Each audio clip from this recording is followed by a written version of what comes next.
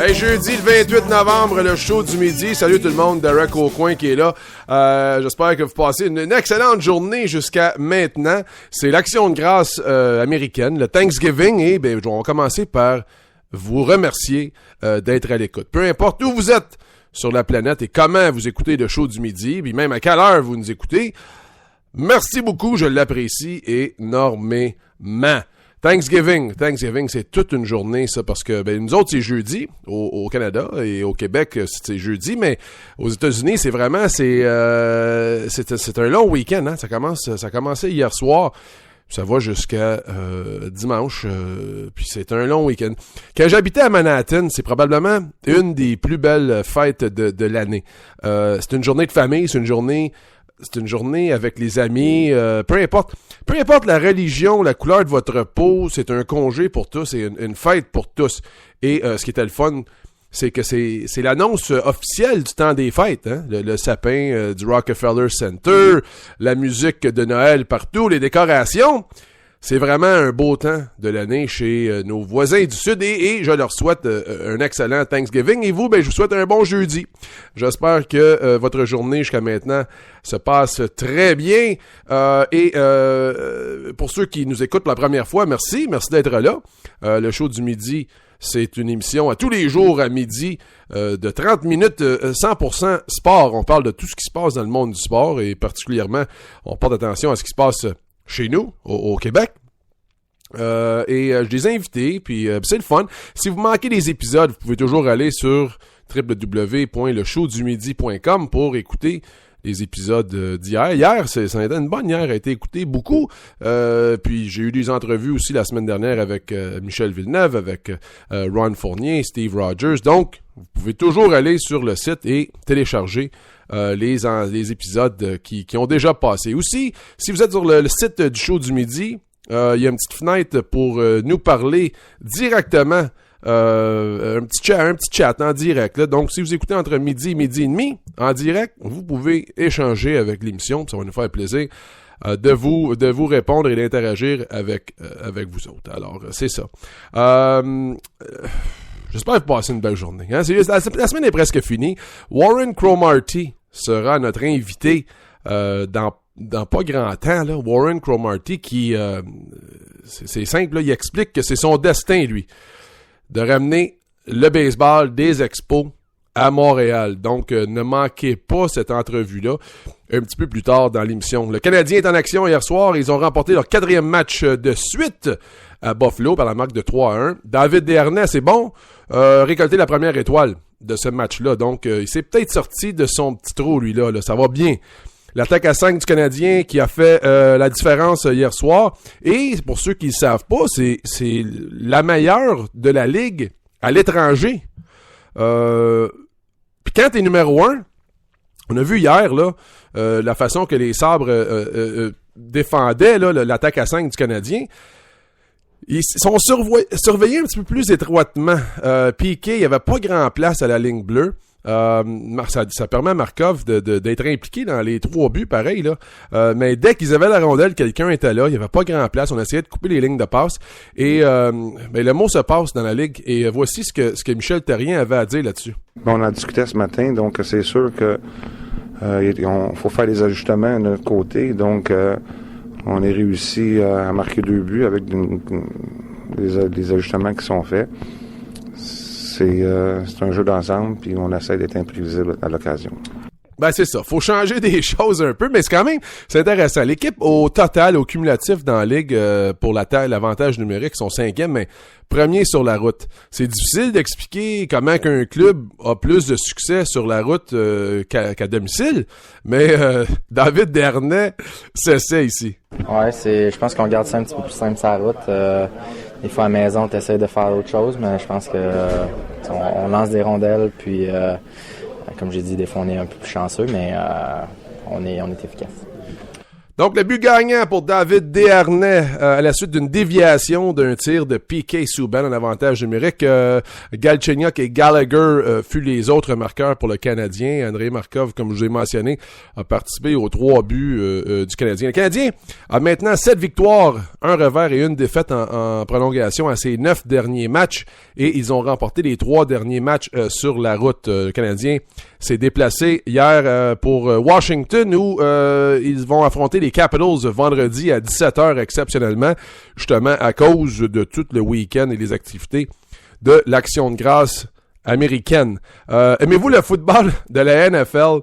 Parce que pour les Américains aujourd'hui, c'est probablement la plus belle journée de l'année pour les amateurs de football. Aujourd'hui, c'est de la dinde en masse. Et 3 matchs de football, un après l'autre. À 12h30, ça commence alors que les Packers de Green Bay visitent les Lions de Détroit. Matt Flynn sera le quart pour Green Bay, ce qui signifie que les Packers auront utilisé c'est leur 4e quart qu'ils vont utiliser cette saison. C'est un record, ça. C'est pas arrivé dans les 50 dernières années pour eux autres que dans une saison, ils ont employé 4 quarts arrière partants. Mais Aaron Rodgers, vous savez, est blessé. Il a pratiqué hier avec le club, mais il n'est pas prêt pour disputer un match. À 16h30, les Raiders d'Oakland rendent visite aux Cowboys de Dallas. Les Raiders ont de la difficulté sur la route et les Cowboys vont essayer de garder le momentum de leur côté après leur victoire dramatique de dimanche dernier, 24-21, à New York face aux Giants.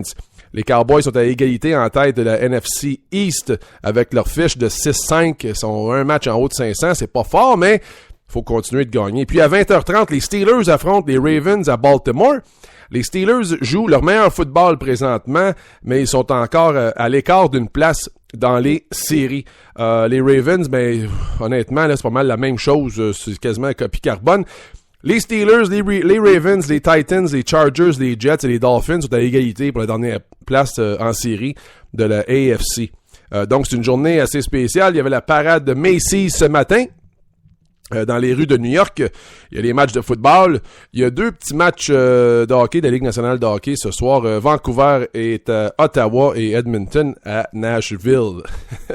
Fait que c'est quand même pas pire. Pour quelqu'un qui imaginez là, aux États-Unis, vous êtes en congé, vous avez la famille chez vous, vous êtes avec vos amis, puis à partir de 12h30, le football commence. Donc, dans une vingtaine de minutes, le football commence. On mange, on relaxe. Peut-être on va aller prendre une marche dehors. Puis ça m'a fait penser à ma question aujourd'hui que je vous invite de réagir sur notre page Facebook. Vous pouvez aller à facebook.com/, le show du midi.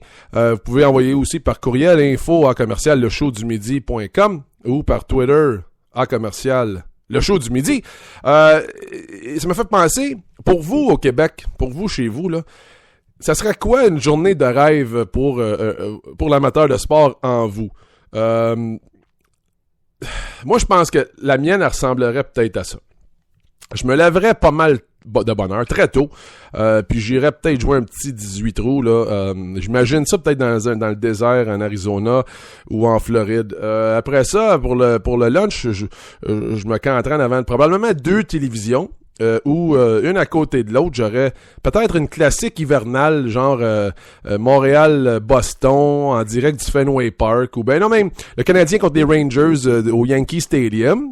Puis de l'autre côté, j'aurais peut-être un affrontement Miami Heat contre les Lakers puis Kobe Bryant. Là. Ça serait le fun. 2 TV là pour le lunch, ça serait le fun. Puis ou peut-être j'aurais une game de baseball aussi plus tard en après-midi ou en soirée, mais une game de baseball, là, une rivalité genre Yankees Red Sox il y a une dizaine d'années là, avant que les Red Sox aient gagné leur première série mondiale.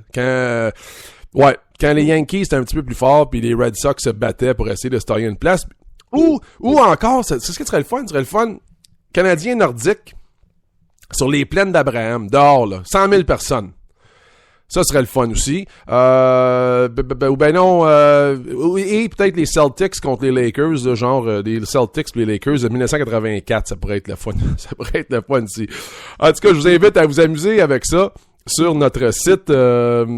Et donnez-moi, pour vous, là, ce serait quoi une journée de rêve pour l'amateur de sport du Québec, là? C'est certain que pour moi, il y aurait aussi... il y aurait un match à l'extérieur.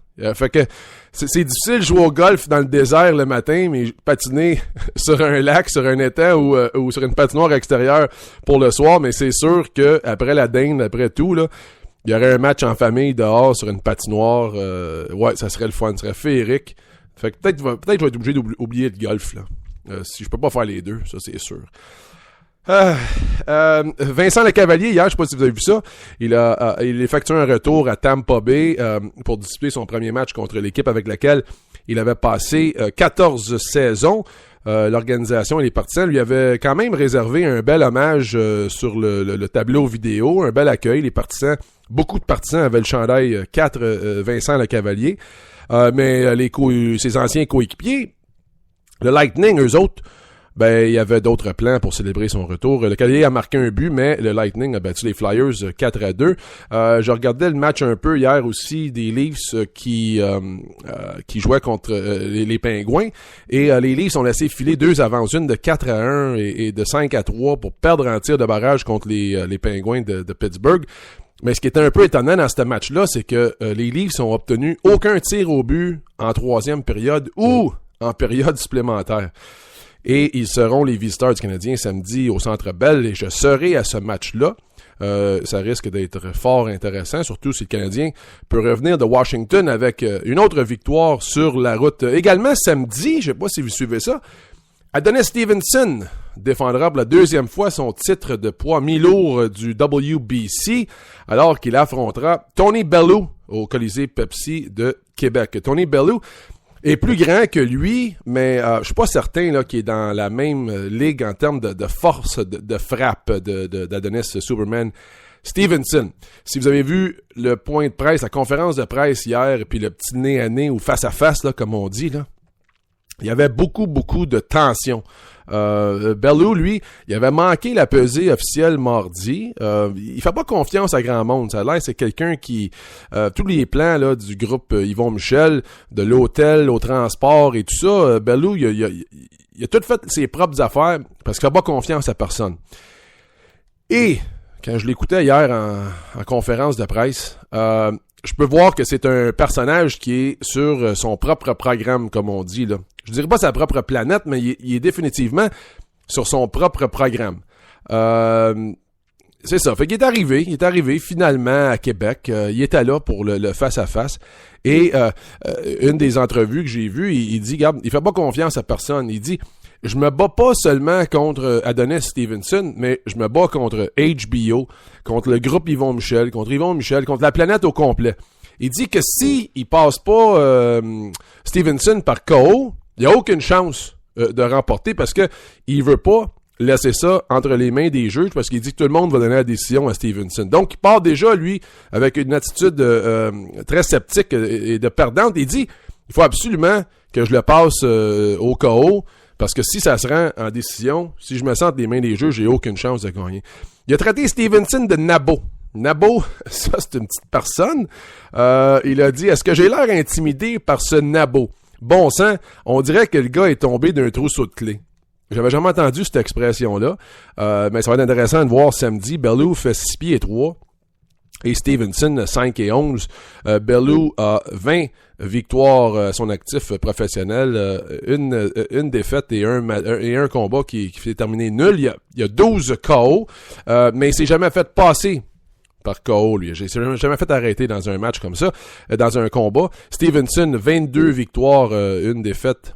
Et lui, 19 KO, mais Stevenson s'est fait passer KO technique une fois, lui, dans sa carrière. Alors, ce sera intéressant à voir ce combat samedi à Québec. Mais en ce moment, là, ce que je vois d'Adonis Superman Stevenson, je vois pas grand monde battre Stevenson présentement, là, dans l'état où il est, là. C'est son temps, son moment en ce moment, puis je vois pas grand monde le battre. Warren Cromartie, c'est le président du projet Montréal Baseball. Et je vous avais demandé de me faire parvenir via Facebook vos questions pour lui poser et pour discuter du progrès dans la démarche dans sa démarche à ramener une équipe de baseball majeure à Montréal. Alors voici Warren Cromartie et voici